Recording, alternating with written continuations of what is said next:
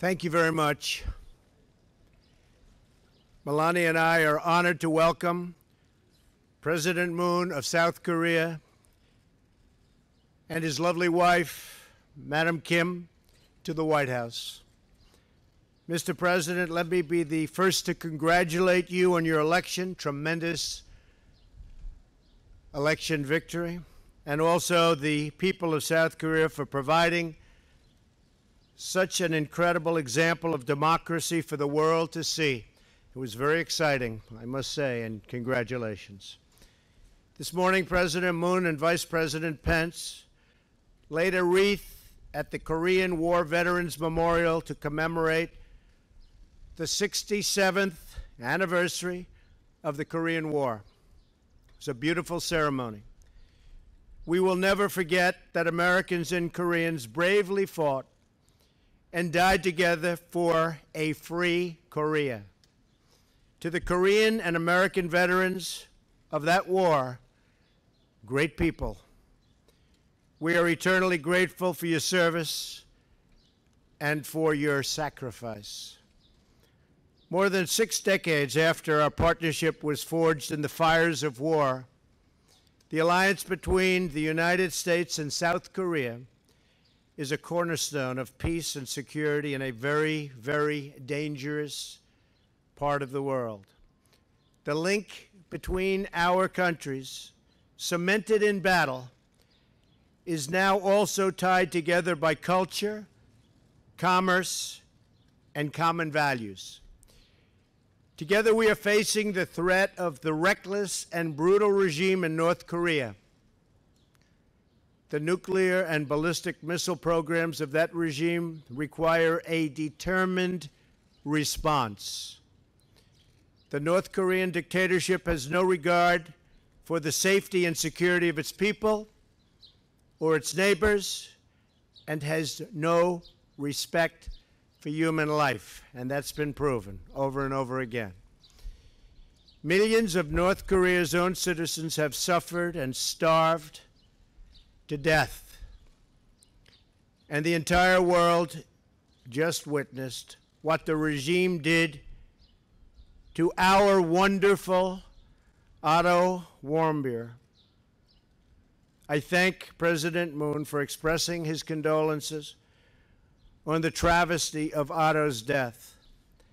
Our thoughts and our prayers remain with his wonderful family. The era of strategic patience with the North Korean regime has failed. Many years, and it's failed. And frankly, that patience is over. We are working closely with South Korea and Japan, as well as partners around the world, on a range of diplomatic, security, and economic measures to protect our allies and our own citizens from this menace known as North Korea.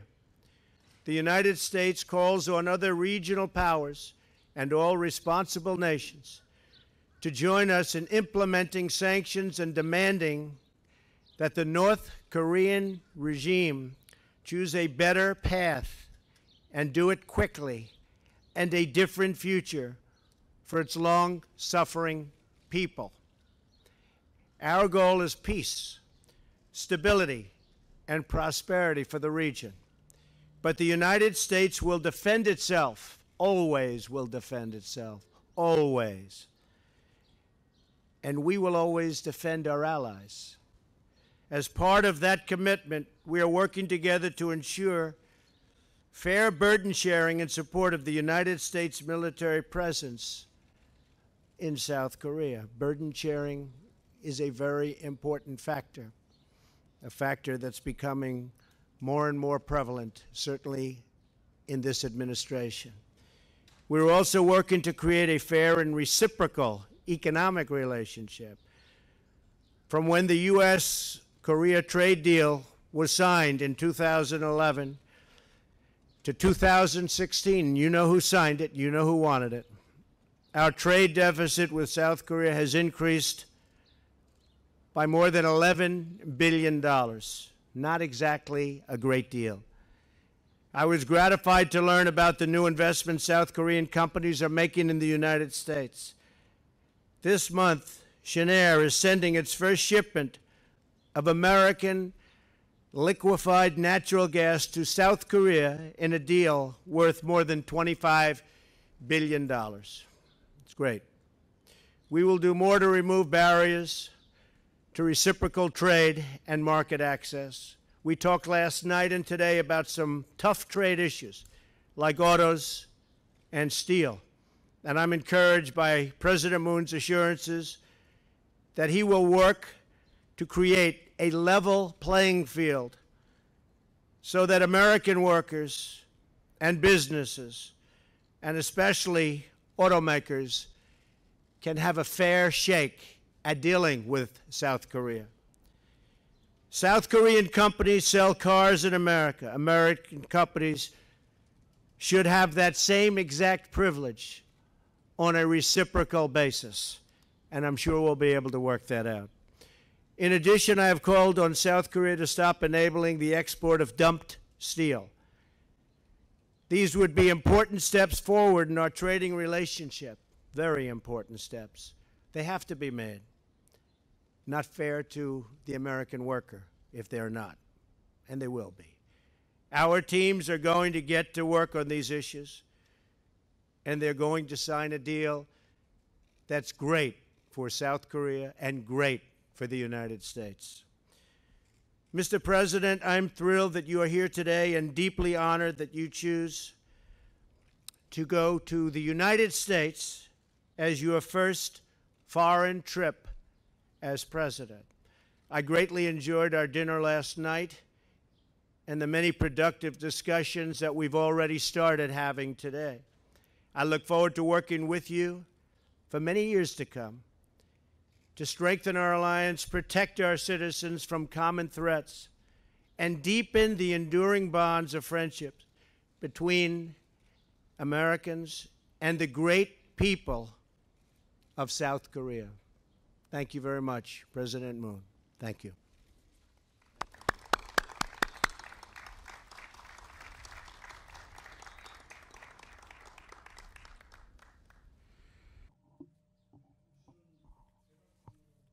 Let me begin by expressing my deep appreciation to President Trump for inviting me to the White House and extending me such a special welcome.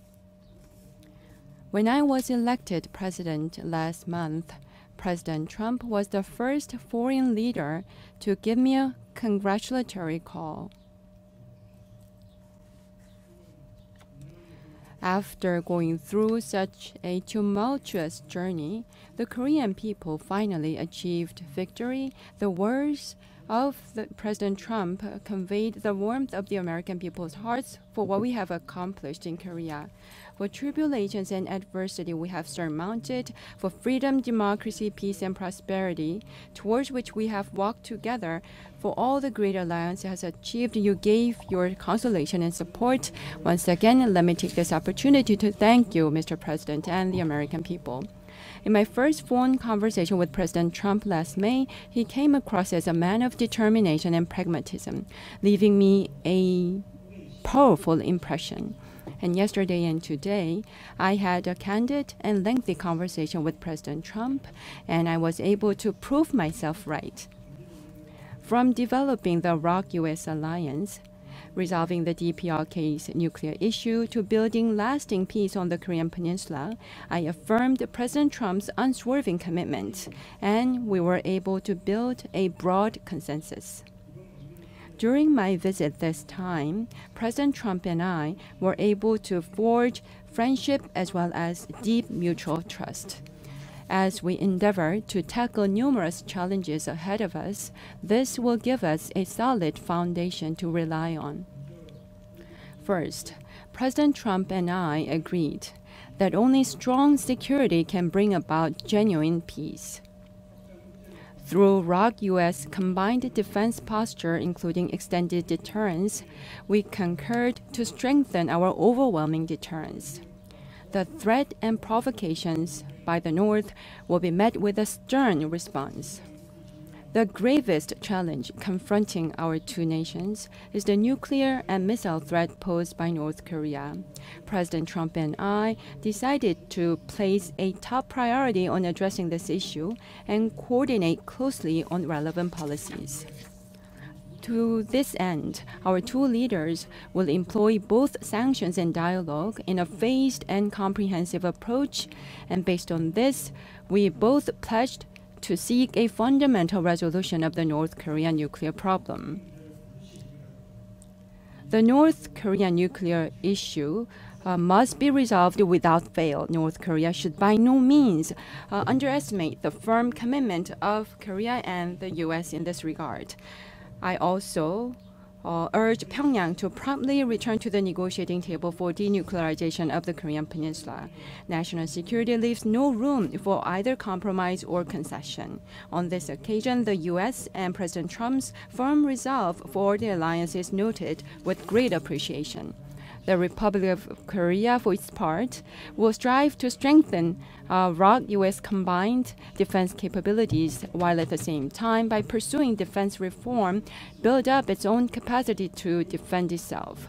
As we undertake these endeavors, bilateral cooperation in defense technologies, I hope, will gather further traction. Second, economic partnership between our countries forms an essential pillar for future-oriented development of the alliance. We both agreed on this view. Economic growth and job creation will be promoted to ensure our peoples enjoy greater mutual benefits through the collective efforts we committed to make. Third, as we fight against terrorism and other global challenges together, the ROK-U.S. alliance, as agreed by ourselves, will be broadened and developed into global partnership. As we move forward, our two nations will work towards establishing high-level strategic consultation mechanisms in diverse areas of interest. To make it happen, concrete actions will be formulated in close consultation.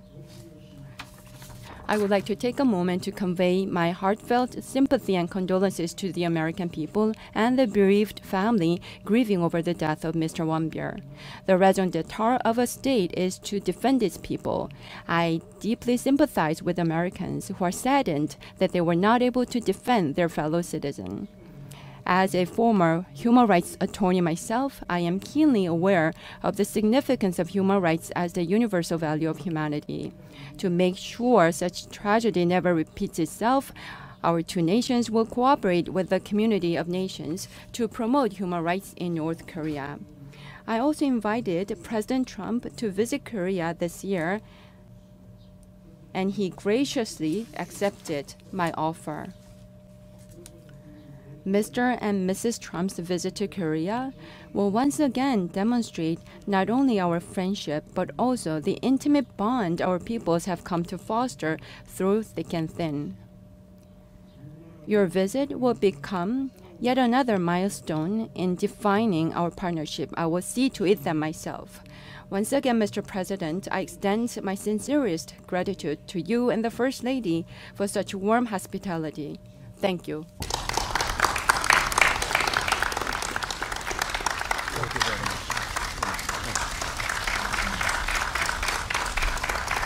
Thank you, everybody. Thank you very much.